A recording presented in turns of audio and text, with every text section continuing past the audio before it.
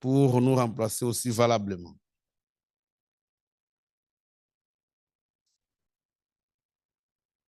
Bien, comme vous savez que la diarrhée se caractérise par la perte excessive d'eau et d'électrolytes dans le sel. Quand un enfant fait la diarrhée, ne pensez pas qu'il a perdu seulement du liquide, mais aussi les électrolytes. Et d'ailleurs, ce sont les troubles électrolytiques qui sont à la base des décès. Ce qui fait que quand un enfant fait la diarrhée, vous devez vous dire, cet enfant ne perd pas seulement de l'eau, mais il perd aussi les électrolytes. Et donc, la prise en charge doit en tenir compte. Parce que si vous remplacez seulement de l'eau, sans les électrolytes, vous allez créer d'autres problèmes. Et donc, nous savons pertinemment bien que les mouvements d'eau au niveau intestinal sont des mouvements passifs, souvent conditionnés par les électrolytes, surtout le sodium, le chlore et le glucose. C'est très important. Ce sont ces électrolytes qui facilitent les échanges entre la lumière intestinale ainsi que la circulation, le milieu interstitiel ainsi que la circulation sanguine. Donc, si les électrolytes ne sont pas en équilibre, naturellement, vous allez avoir des problèmes. Et donc, quand vous prenez en charge une gastroentérite, vous devez tenir compte de ça. Cet enfant a perdu du sodium, a perdu du chlore. Probablement, il doit avoir aussi un déséquilibre par rapport au glucose. C'est comme ça qu'on a conçu les SRO que nous donnons dans la gastroentérite. Et comme les sujets le montrent, nous ne devons pas de nouvelles recommandations. Aujourd'hui, le SRO qui est sur le marché est différent du SRO qu'on a utilisé il y a 20 ans. Parce que celui qu'on a sur le marché actuellement est pauvre en sodium. On va échanger pour savoir pourquoi on a réduit la concentration de sodium dans l'actuel SRO. Et donc, la diarrhée peut être une diarrhée sécrétoire, osmotique en fonction des électrolytes, mais ça peut être dû aussi à l'augmentation de la motilité au niveau intestinal. Mais ça peut être aussi la combinaison de tout le mécanisme. Donc, la diarrhée peut être sécrétoire. Ici, les défauts de base, c'est un problème d'absorption ou de sécrétion. Lorsqu'il y a une diminution de l'absorption du liquide ou une augmentation de la sécrétion, eh bien, vous allez avoir des selles qui sont liquides. C'est ce que nous avons souvent dans les gastroentérites virales, qui sont les plus fréquentes d'ailleurs. Oh, mais j'ai fermé ce téléphone. Qu'est-ce que c'est? Excusez-moi vraiment. J'ai cru avoir éteint parce que je savais que ça allait me déranger.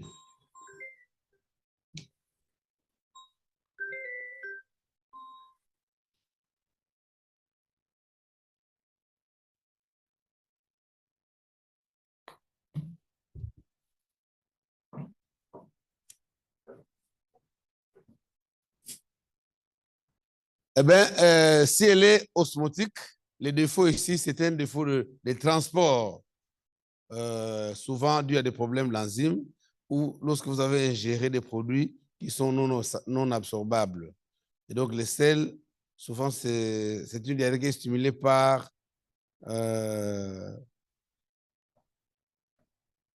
le réflexe gastro-colique. La diarrhée peut être mixte aussi, ça peut concerner tous les mécanismes en fonction des germes incriminés. Alors, quand vous avez une diarrhée, avant de penser aux germes, vous devez toujours vous dire, si c'est un nourrisson, posez la question si l'enfant n'est pas sous antibiotiques. Parce que certains antibiotiques peuvent dérégler aussi le péristaltisme et augmenter la motilité et entraîner la diarrhée.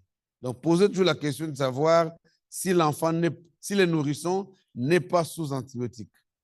Lorsqu'il s'agit d'un enfant, posez toujours la question sur les régimes et sur ce qu'elle a pris la veille. Parce qu'on peut avoir une intoxication alimentaire qui peut être à la base de la diarrhée, tout comme aussi les antibiotiques. Mais quand c'est un adolescent, c'est la même chose comme l'enfant, posez toujours la question sur ce que les malades ont mangé la veille, parce que vous allez commencer à donner des antibiotiques alors que c'est tout simplement une intoxication alimentaire. Il faut au contraire éliminer même les sels là et remplacer par du liquide pour réhydrater votre enfant. Ben, voici les germes les plus incriminés dans la survenue de la gastroentérite.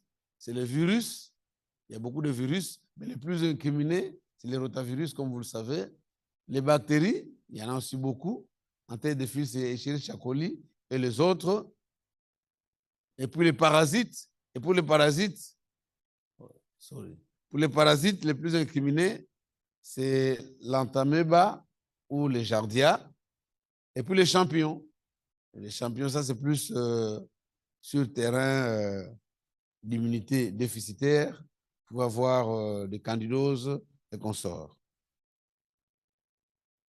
Et donc, comme je l'ai dit, que la clinique est dominée par la diarrhée et les vomissements. Mais on peut aussi avoir des coliques abdominales. Surtout si vous avez une diarrhée d'origine bactérienne.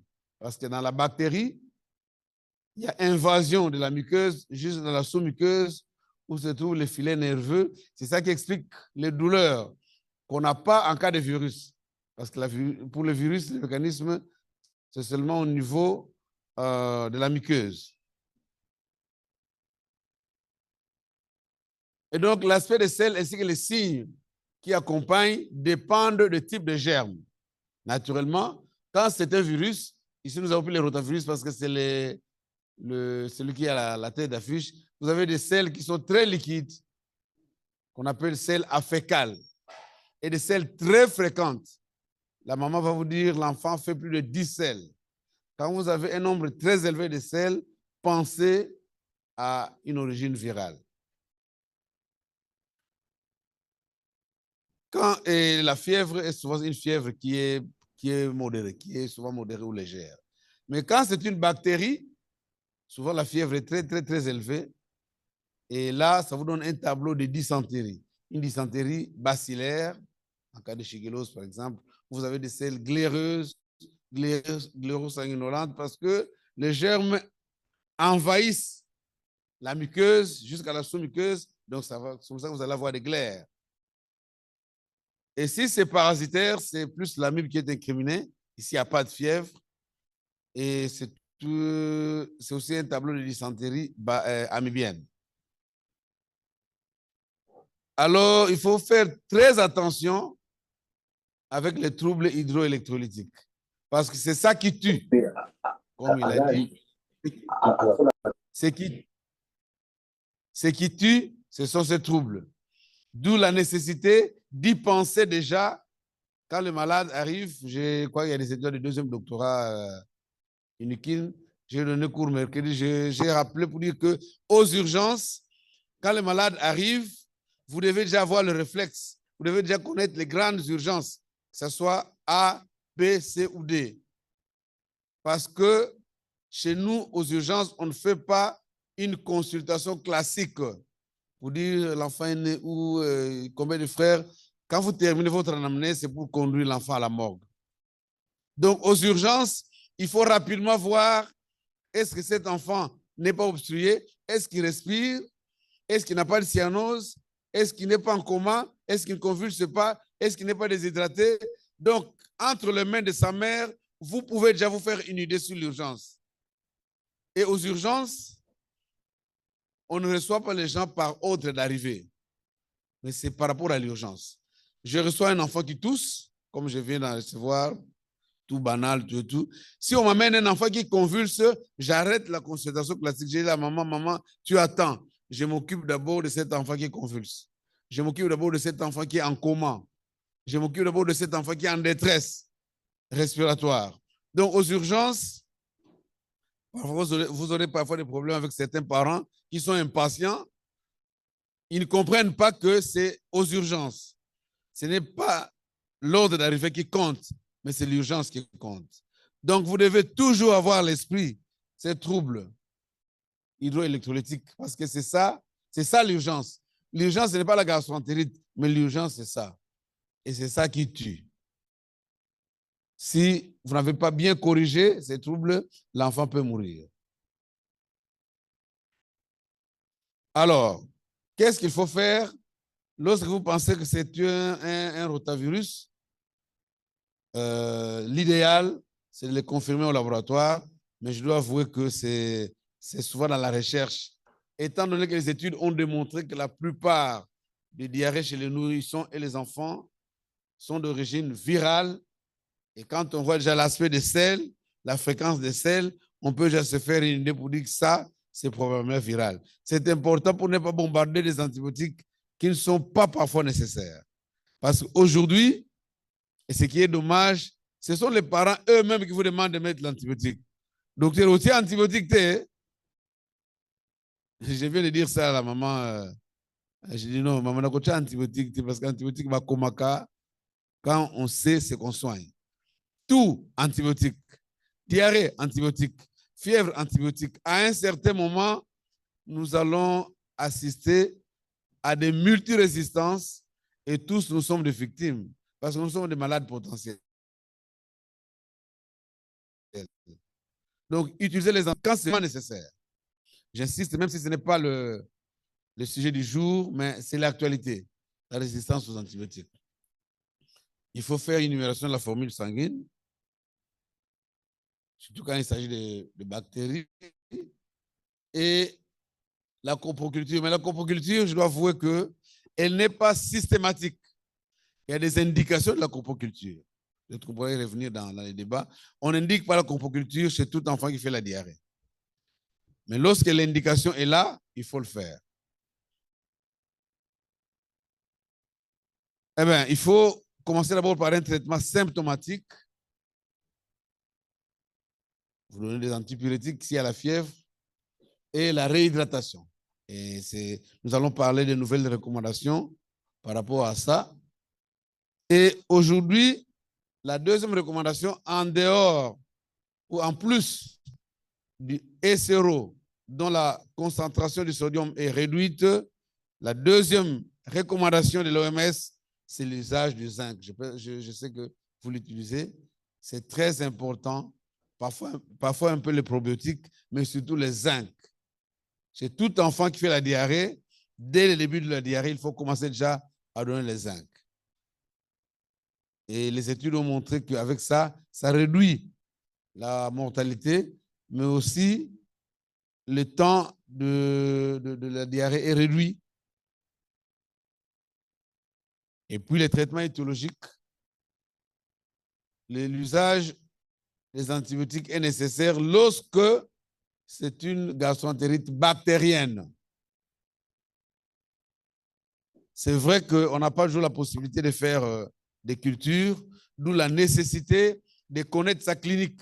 Quand vous avez un enfant, un nourrisson, un enfant, dont la fréquence de la diarrhée est très élevée, plus de 10 selles, des selles très liquides, comme on dit des selles afécales, vous n'avez que de l'eau,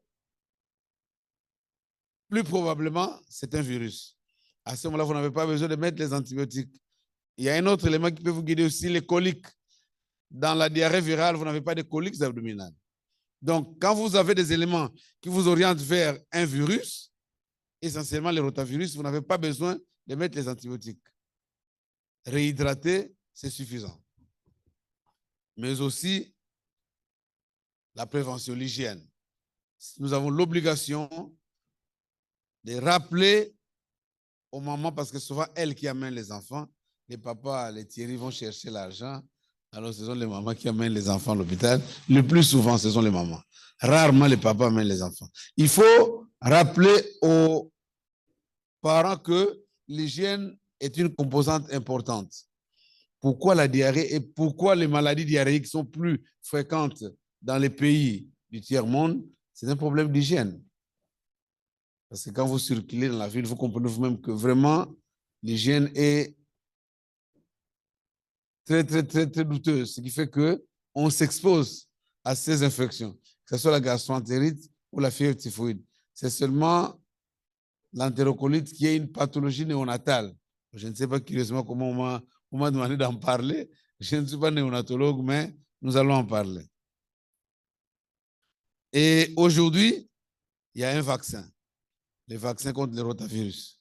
Je pense que vous le savez. C'est même inséré dans notre calendrier vaccinal.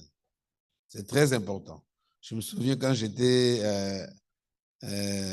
au Japon, il y avait une grande discussion parce qu'on avait remarqué que les enfants qui avaient reçu le vaccin avaient développé des invaginations, mais on s'est rendu compte que c'est la diarrhée elle-même qui est là-bas de ces invaginations, ce n'est pas les vaccins. Donc c'est comme ça qu'on a remis le vaccin et ça permet de réduire, parce que les maladies diarrhéiques tuent et tuent sérieusement nos enfants. Alors, le grand problème, ce n'est pas la gastroentérite, mais c'est la déshydratation. C'est cette complication, c'est elle qui tue, c'est ça la complication majeure, d'où les nouvelles recommandations du nouveau SRO, pauvre en sodium, et du zinc. Si vous recevez un enfant qui fait la diarrhée, s'il n'a pas encore une déshydratation sévère, comme on va le voir, pour recourir à la perfusion, eh bien, donnez du SRO. Le SRO qu'on vend actuellement est pauvre en sodium. Si vous regardez leur composition sur Google, comme on a tout à la portée, vous allez voir que c'est différent. Le SRO actuel est pauvre en sodium par rapport à celui qu'on a utilisé pendant des décennies. Et le zinc. Le zinc, maintenant, c'est systématique dans la prise en charge de la diarrhée chez l'enfant. Ça, ce sont les deux grandes recommandations et qui ont apporté aussi du progrès dans la prise en charge des gastroentérites. Alors, maintenant, lorsqu'on doit faire les traitements à domicile, vous devez dire aux mamans de se méfier des liquides potentiellement dangereux et qu'il faut éviter, surtout les liquides préparés à la maison où on ajoute encore beaucoup de sucre, c'est très dangereux. Et les mamans doivent le savoir, qu'il y a un liquide qui est à la portée, c'est le SRO qu'il faut diluer. Ça, c'est les concentrations des électrolytes sont bien équilibrées et ça apporte un plus dans la prise en charge des gastroentérites. Mais si vous donnez en désordre ce que vous voulez donner à la maison, vous risquez même d'aggraver la situation. Il faut aussi éviter les boissons gazeuses du commerce, hein, les jus de fruits, les thés sucrés. Parfois, c'est qu'on dit, bon, vous pouvez essayer s'il y a sucre. Parce que vous savez que quand vous apportez beaucoup de sucre au niveau intestinal, le liquide va diminuer le moins concentré vers les milieux les plus concentrés. Donc vous allez encore attirer ces liquides vers l'intestin et puis il va sortir. Donc, au lieu de résoudre le problème, vous l'aggravez. Donc il faut utiliser les choses qui sont bien codifiées au lieu de faire les choses un peu en désordre. D'où la nécessité de donner le SRO, comme on l'a dit. Et le SRO actuel pauvre en sodium. Alors, si l'enfant a moins de 6 mois, il faut essayer de lui donner un peu plus d'aliments qu'il prend déjà et donner le liquide autant que possible jusqu'à ce que la diarrhée cesse. Donc, vous allez arrêter de donner le SRO lorsque la diarrhée va s'arrêter. Tant que l'enfant continue à faire la diarrhée, il faut continuer à lui donner, n'est-ce pas, du SRO. Alors maintenant, il y a des règles que l'OMS a édictées dans la prise en charge de ces diarrhées chez l'enfant. La première règle, elle est là. Donner à l'enfant plus de liquide que d'habitude pour prévenir la déshydratation. C'est-à-dire que vraiment, quand l'enfant fait la diarrhée, donnez-lui plus que d'habitude pour qu'il ne se déshydrate pas très facilement. Et donc, on dit qu'il faut donner les liquides usuels qui sont recommandés.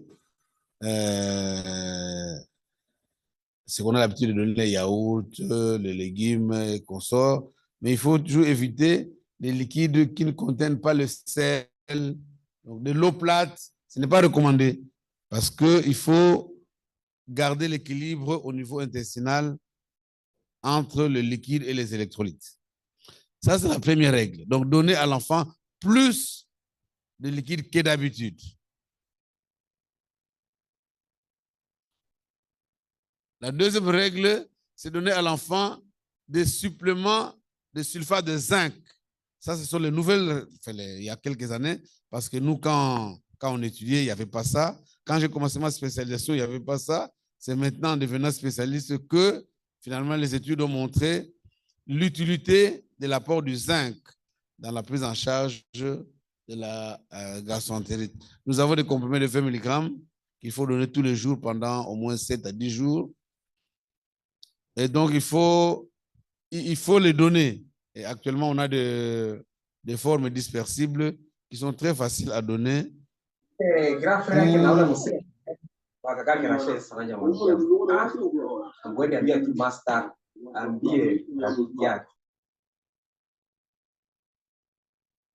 a des gens qui ont le Motorola, ils suivent bien comment. Qu'est-ce qui se passe? Bon, donc il faut remettre le zinc perdu. Donc, la deuxième règle, il faut donner du zinc. Si vous avez soigné un enfant qui a fait la diarrhée et que vous n'avez pas donné du zinc, c'est une faute. Parce que ce sont les recommandations de l'autorité de régulation qui est l'OMS.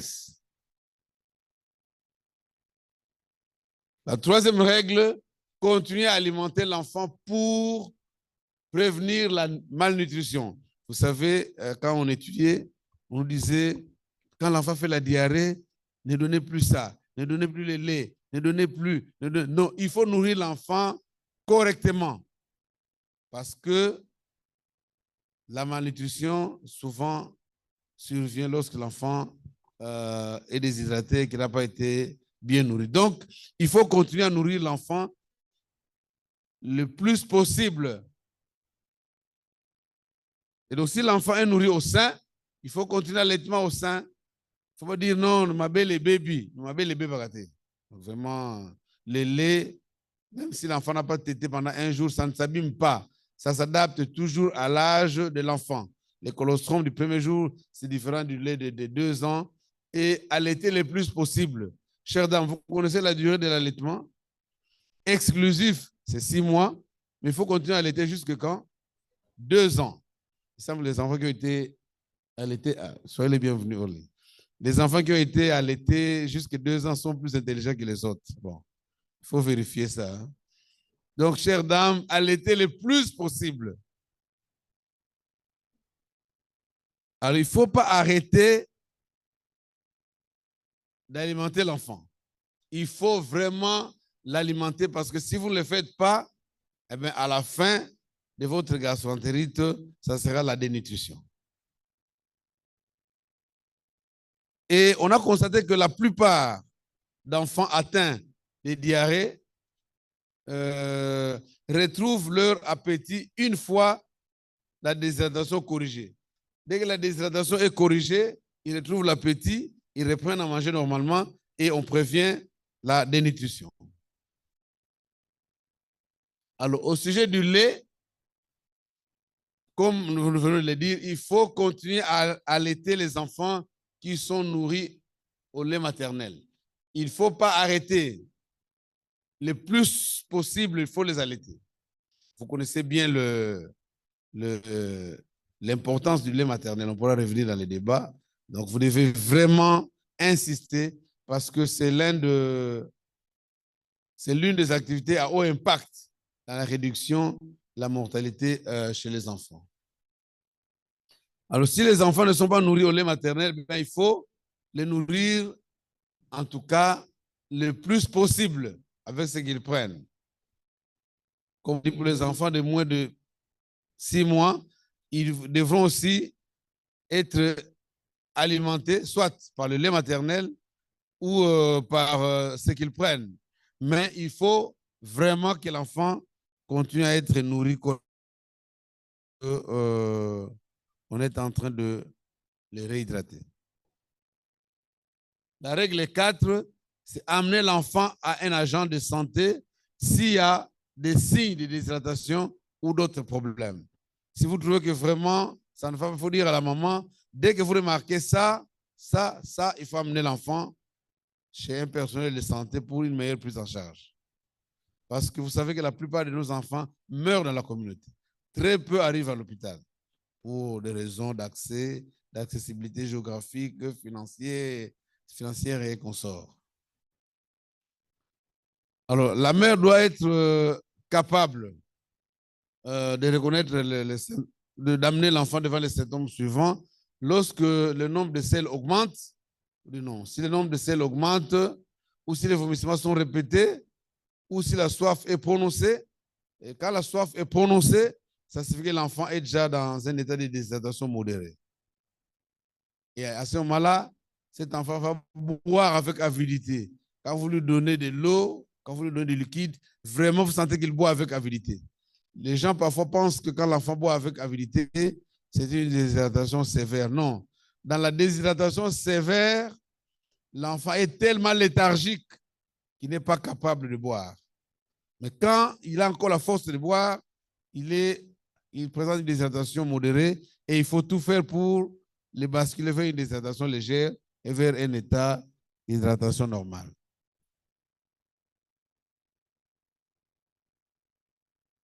Alors, il faut suivre l'évolution de la réhydratation. Il faut vérifier si l'enfant va mieux et il faut vérifier si les SRO est pris correctement. Et en principe, au bout de 4 heures, vous devez réévaluer l'état de l'enfant pour suivre les directives. Parce que si 4 heures après, il n'y a pas de changement, eh bien, il faut envoyer l'enfant à l'équipe, au personnel de santé. Alors maintenant, si vous avez une déshydratation sévère, là, c'est une urgence. Voici ce que l'OMS recommande devant une déshydratation sévère. Comme je l'ai dit, quand on commençait la spécialisation, il y avait beaucoup de schémas de réhydratation qui sont tombés aujourd'hui caducs.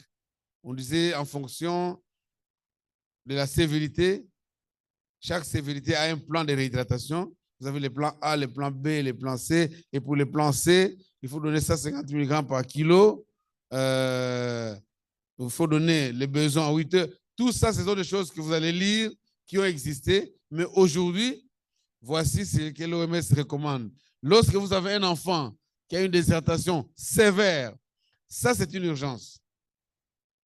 Il faut tenir compte de l'âge de l'enfant. Regardez. Si c'est un nourrisson qui a moins, d'abord, il faut donner 100 ml par kilo de liquide.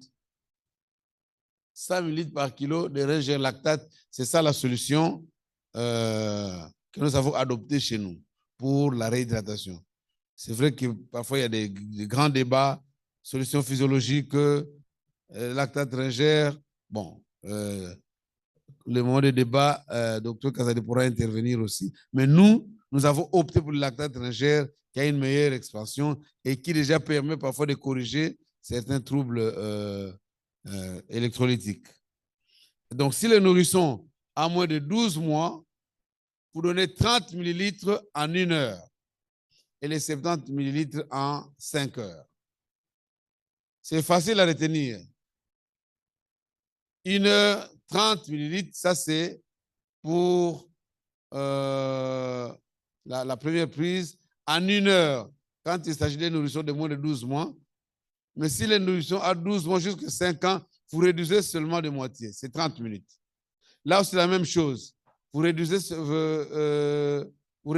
de moitié. Au lieu de 5 heures, c'est 2h30. Donc, c'est facile à retenir. 30 à 70 en 1 heure, en 5 heures pour les moins de 12 mois. Il faut réduire les moitiés. Donc, si c'est 1 heure de moitié, c'est 30 minutes. Et 5 heures de moitié, c'est 2h30 minutes. Ça, c'est vrai que vous pouvez trouver d'autres qui ont d'autres schémas. Mais ça, c'est les schémas que nous avons. Oh là là, sorry. C'est les schémas. C'est les schémas de l'OMS que nous avons pris pour répondre aux recommandations actuelles dans la prise en charge de la déshydratation sévère, qui est une extrême urgence. Parce que cet enfant qui a une déshydratation sévère, si vous ne le prenez pas correctement en charge, il va lever le choc. Et quand vous avez un choc, ce n'est pas évident de les tirer de là. Ce n'est pas évident. Donc, il est mieux de corriger correctement une déshydratation sévère que d'attendre le choc où la correction devient parfois plus difficile. Donc, pour la gastroentérite, La grande urgence, c'est la déshydratation sévère. Ça commence à m'inquiéter un peu. Bon. Tandis que pour le reste, comme je l'ai dit, il faut suivre toutes les règles édictées par l'OMS dans la prise en charge de ces enfants qui font une gastroentérite. Mais quand maintenant la déshydratation est sévère, là, c'est une urgence. Les minutes sont comptées. Il faut placer une perfusion. Bon, on pourra revenir dans les débats parce qu'on ne peut pas tout dire en quelques minutes. Disons un petit mot sur la fièvre typhoïde. Ben, comme nous le savons, que c'est causé par une bactérie, qui est le Salmonella.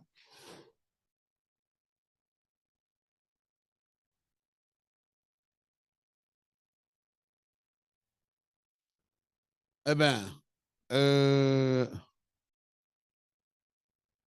essentiellement, c'est les Salmonella, dont les réservoirs, c'est l'homme. Eh bien, les bactéries qui vous donnent la fièvre typhoïde appartiennent au sérotype Typhi, le plus fréquemment, mais en petit nombre aussi au sérotype Paratyphi, que ce soit A, B ou C. Et ces bactéries se propagent habituellement par l'intermédiaire de l'eau et des aliments. Et donc, ça, c'est déjà les modes de contamination. D'où notre rôle de personnel de santé d'instruire notre population pour prendre une eau saine et de bien cuire les aliments parce que ce sont les véhicules, c'est l'eau et les aliments contaminés qui sont des véhicules qui nous contaminent par rapport à la fièvre typhoïde. Vous savez, j'ai gardé un très mauvais souvenir de la fièvre typhoïde. Quand j'étais étudiant, on a perdu un ami, un collègue qui avait fait une perforation typhique. Donc, la fièvre typhoïde, là, c'est une toxi-infection. Nous, on ne croit pas à quelqu'un qui est en costume comme le docteur Orly, il va au travail, il vous dit non, fièvre typhoïde est liée à ma casse. Non. Dans la fièvre typhoïde, vous avez, comme on va le voir, cette fièvre en plateau, elle est typhos, qui a une prostration. Mais tu ne peux pas aller au travail. Tu es au lit. Donc, nous avons banalisé ça parce que pour nous, Widal, 1 sur 3, ça va être fièvre typhoïde. Non. Ça, c'est juste pour montrer qu'il a été en contact avec les germes. Mais ce n'est pas ça l'examen de certitude.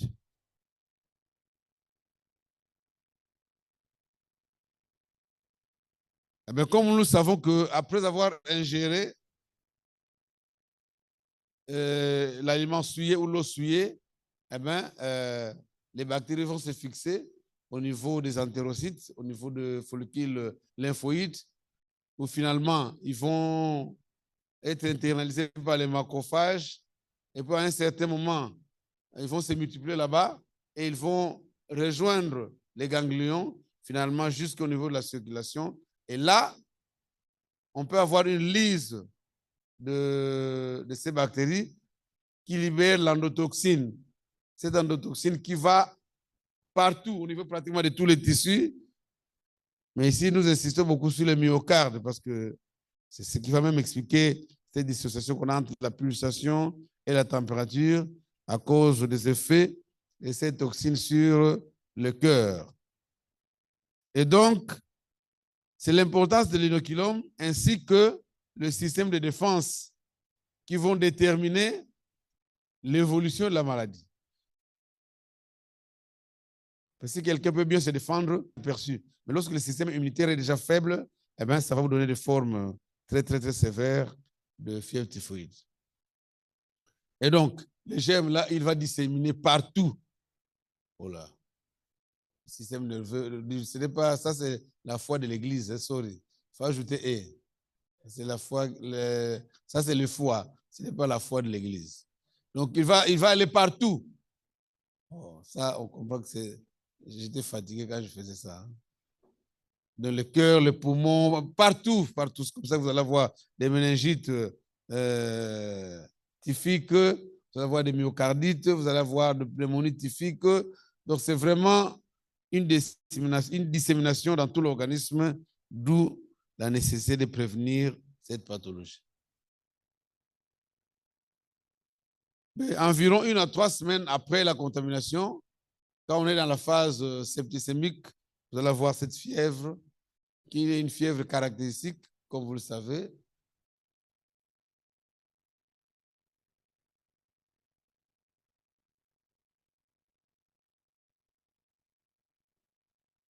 Voilà, une fièvre continue, qu'on appelle la fièvre en plateau.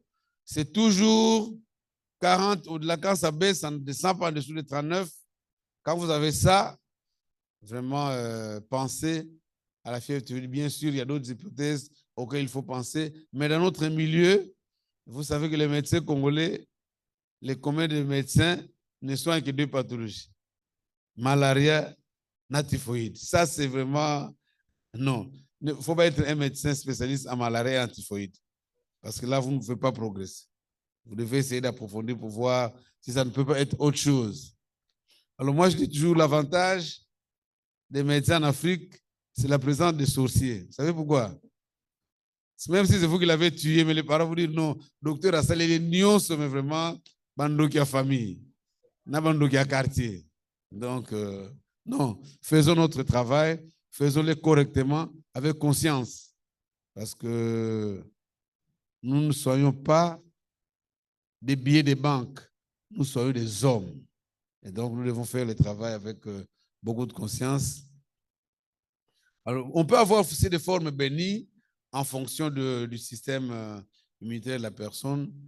Et à ce moment-là, la convalescence et la guérison et la convalescence peuvent suivre plus rapidement. Mais dans les formes graves, c'est là où on peut avoir des complications.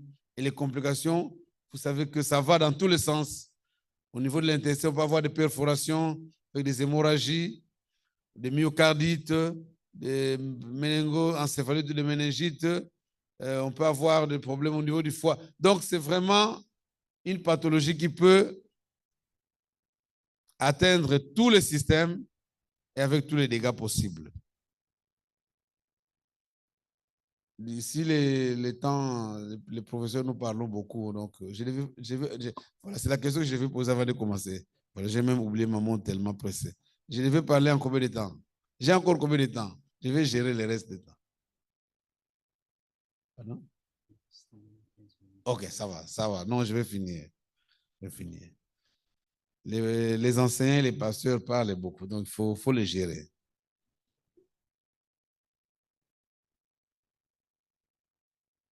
Eh bien, il faut toujours penser aussi aux infections dues à d'autres germes. Il est vrai que dans notre milieu, nous ne sommes pas habitués à diagnostiquer certaines infections qui passent inaperçues.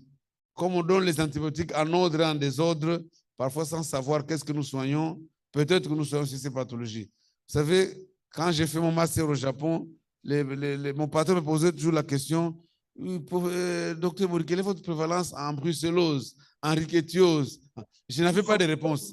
C'était très gênant, mais parce que pour eux, ils ne peuvent pas comprendre dans un pays en milieu tropical qu'on n'ait pas de données sur ces pathologies.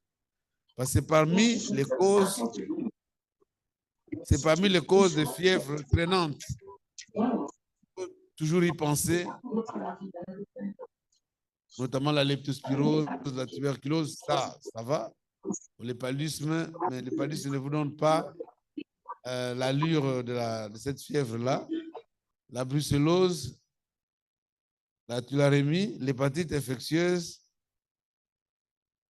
la psittacose, qui sont des pathologies qui existent, mais que nous n'arrivons pas à diagnostiquer, faute de moyens du plateau technique. Vous y pensez, mais il faut faire la mise au point. Il faut isoler les germes. Et ça, c'est un grand problème. Alors, pour le diagnostic, l'examen clé, c'est l'hémoculture. Mais on peut faire aussi la culture au niveau de la moelle osseuse. Mais lorsque vous êtes déjà dans le 3e septénaire, c'est parfois la coproculture qui est nécessaire. Parce qu'au 3e septénaire, vous avez déjà vraiment une atteinte intestinale importante avec des diarrhées parfois sanguinolentes, donc la coproculture peut être nécessaire. Mais sinon, l'examen de choix, c'est l'hémoculture. Alors, notre fameux test de Widal, là-bas, c'est indirect, c'est un examen d'orientation. On a dit que j'ai posé les liens sur la fièvre typhoïde avec le Widal. Non, ça c'est un examen d'orientation. Alors maintenant, pour l'antibiothérapie, à l'époque, on soignait la fièvre typhoïde avec l'azithromycine.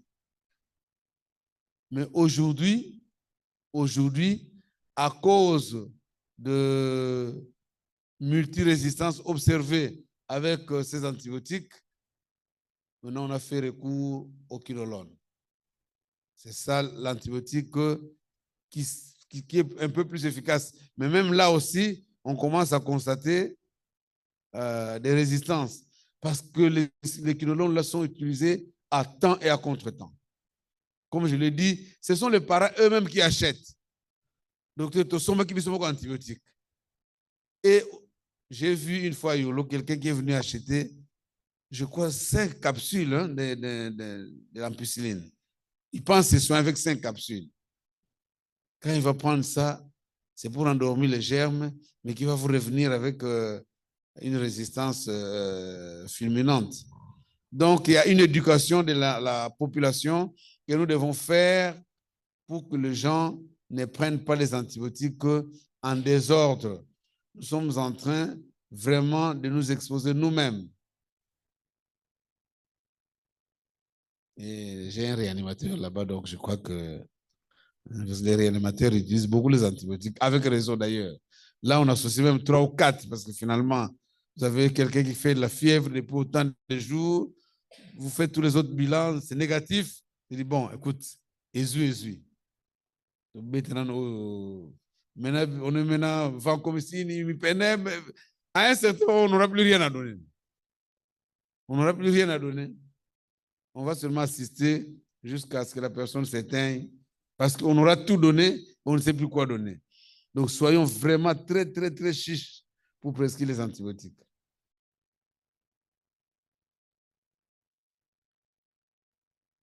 Comme nous l'avons dit, depuis 2018, on a remarqué vraiment des souches qui sont très résistantes aux céphalosporines de 3e génération.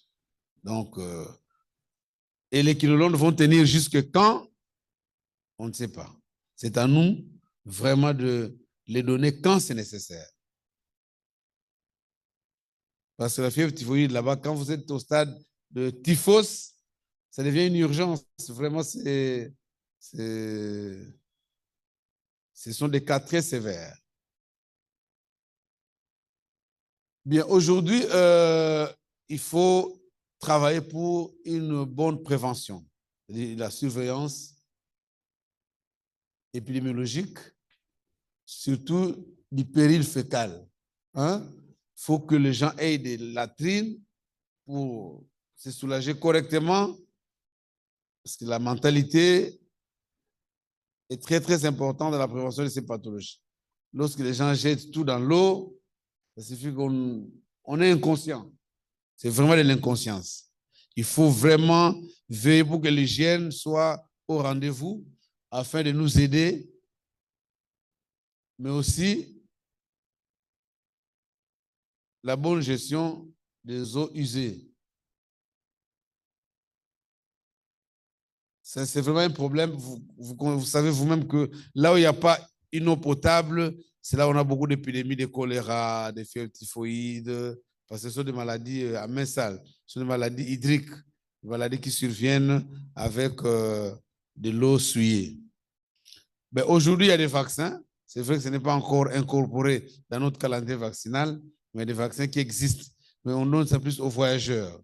Les gens souvent qui quittent l'Occident pour venir ici, beaucoup prennent ces vaccins-là pour être protégés contre la fièvre typhoïde quand ils sont dans notre milieu. Alors,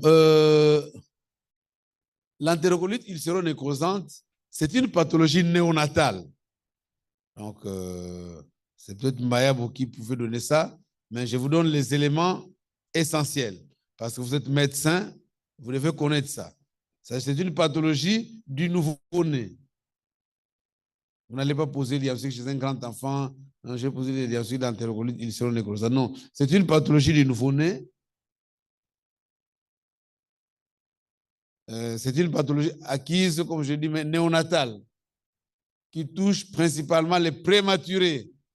Ce sont ceux qui sont à risque de développer l'entérocolique et les enfants qui ont l'asphyxie, les nouveau-nés qui ont l'asphyxie perpartale. Ce sont ceux-là qui sont plus prédisposés. Tout enfant, tout nouveau-né peut faire une entérocolite. Ils seront nécrosantes, mais le plus souvent, ce sont les nouveau-nés.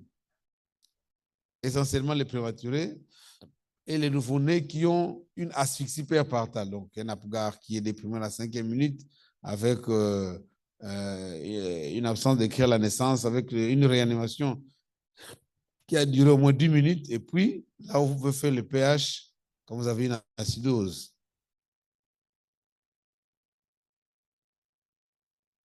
Ben, l'étiologie exacte n'est pas très bien connue. Mais on pense qu'il y a une ischémie au niveau intestinal qui finalement va entraîner tout ce qu'on a comme problème dans l'entérocolique.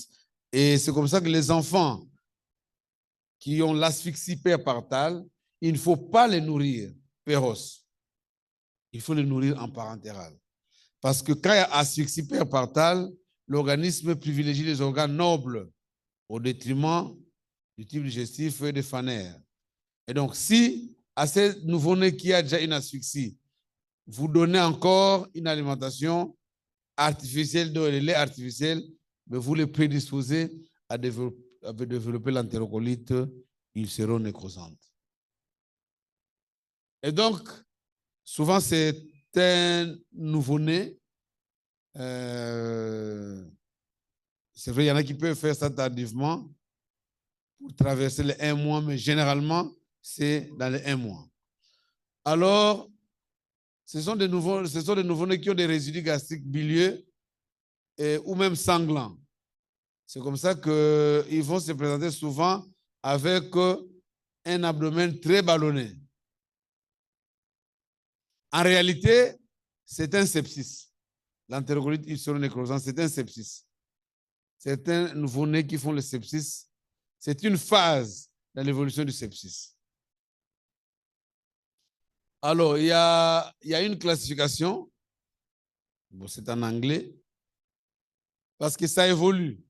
En fonction de la classification, vous avez les signes systémiques, vous avez aussi ce que vous avez au niveau abdominal comme signe, et vous avez aussi ce que vous avez à la radio comme signe.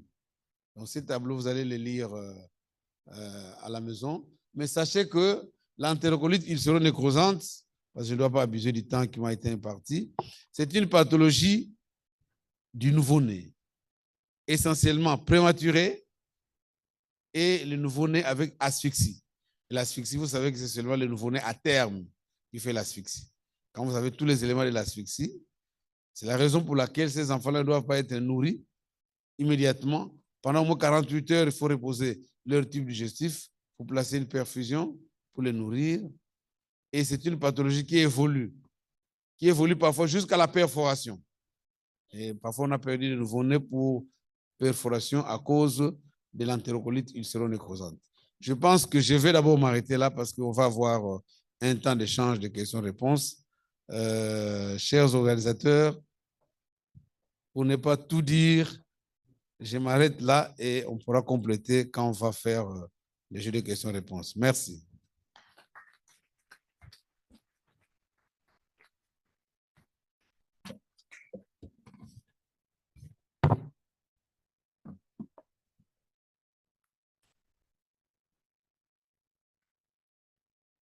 Merci beaucoup, professeur Baudy.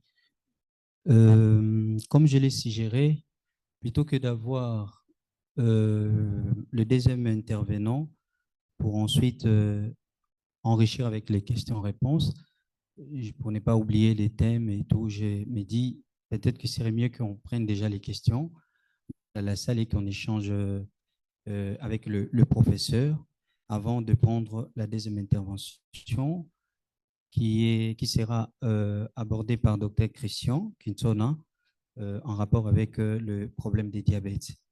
Alors, nous allons passer donc à la série questions-réponses, si ça ne dérange pas. Et pour ça, nous allons passer la parole à l'assistance. Ceux qui auront des questions, vous allez vous manifester aussi bien sur différents sujets apportés par le professeur. Nous allons avoir une série de 5 questions et nous verrons si le temps nous permettra d'ajouter une autre série. Mais déjà, oui, je ne sais pas.